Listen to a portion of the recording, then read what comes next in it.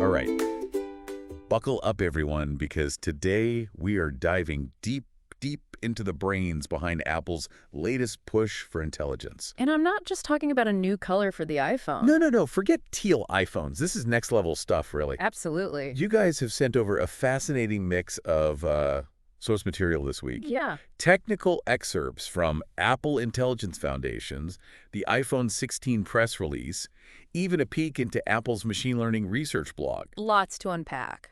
Lots to unpack, definitely. And we're talking way more than just like asking Siri for the weather here. Right. We're talking about how Apple is building some seriously powerful AI models and, more importantly, how they're making them actually useful in your daily life. And what I find really interesting here is that Apple's not, putting all its eggs in one basket. They're taking this really smart two-pronged approach. So they've got a leaner model that lives right on your iPhone. Okay. And then they have this massive, way more powerful one that's, chilling on their servers. So it's this hybrid system that balances privacy and power, which Apple's always been so concerned about. Okay, but hold on. Why two models? Why not just like one super AI in the sky? Well, it all comes down to the user experience. Think about it. That on-device model, even though it's smaller, still boasts something like 3 billion parameters. Oh. To put that in perspective, imagine cramming the entire Library of Congress onto a chip the size of your fingernail. That's the level of complexity we're talking about. Wait, the Library of Congress on my phone? That's insane. But also, like, why should I care? What does that actually mean for me? Well, it means a faster, smoother experience for you. Okay. Snappier responses, features that load instantly. I like it. And maybe even a little extra juice in your battery life. It's all about making your iPhone feel like it's one step ahead. Okay, so we've got these crazy powerful AI models, but how do they actually work efficiently? Like, we're talking about AI that sips battery life, not the kind that, drains it like crazy. Right. And this is where it gets really cool, because Apple's using some mind-blowingly innovative techniques to make that happen. Remember those technical documents you sent over? Yeah. One that jumped out to me was this thing called, get ready for it, grouped query attention. Grouped query attention. Sounds pretty intense. Yes. Yeah, it's a mouthful, right? But imagine your phone's AI has this super organized filing system. Oh, wait. So instead of searching through a jumbled mess of information, it knows exactly where everything is and can find it instantly. Oh, okay. That's basically what grouped query attention does. It helps the AI zero in on what it needs, instantly, which means faster responses and way less battery drain for you. So it's all about AI working smarter, not harder. Well, exactly. But here's where it gets even wilder. Apple's figured out a way to shrink down the on-device model's weight. Think of it like how much storage space it takes, up by over 90%, and they've done it without losing any of that amazing accuracy. Wait, 90%? How is that even possible? Isn't less information usually, bad for accuracy? You'd think so, right? But they've got this other trick up their sleeve called accuracy recovery adapters. These adapters are like little AI specialists that double-check the work of the condensed AI, making sure nothing gets lost in translation. So it's like AI working on top of AI. Exactly. And it's all to ensure you're getting the absolute best performance possible. My mind is officially blown. Yeah. So we've got these super powerful, super efficient models. But what does that actually look like in the real world? How does this actually change how we use our iPhones? Oh, remember those annoying couple of seconds you used to wait for an AI-powered feature to load? Yeah. With these optimizations, those features are ready to go in a snap. But it's bigger than just speed. It's about creating a much smoother, seamless experience overall. And this is where those adapters come into play, right? Yeah. Yes.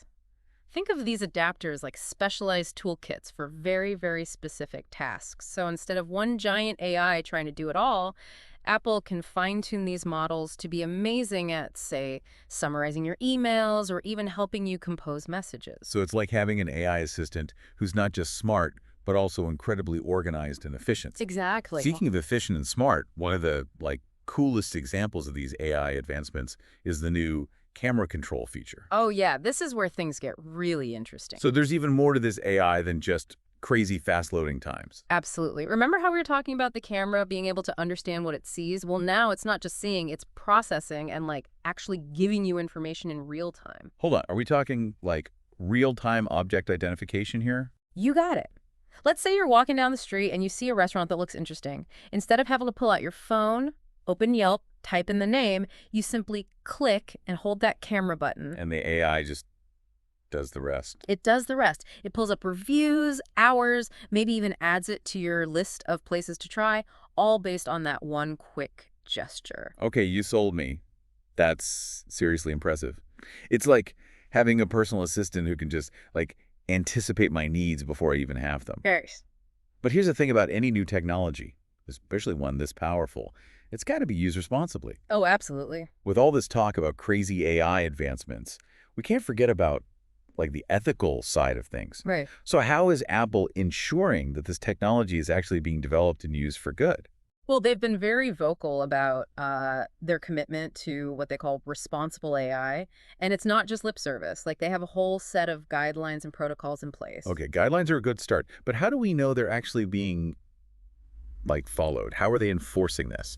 Testing, testing, testing. Remember that safety evaluation set we talked about earlier? Yeah. They're basically putting their AI through the ringer, testing for bias, harmful content, like any potential issues. So they're trying to break their own AI before it even gets to us. Exactly. And they're not just relying on algorithms to do the job either. They've got actual humans evaluating these models, making sure that, they're actually aligning with those responsible AI principles. Human oversight in this age of, like, crazy automation, okay, that's actually really reassuring to hear.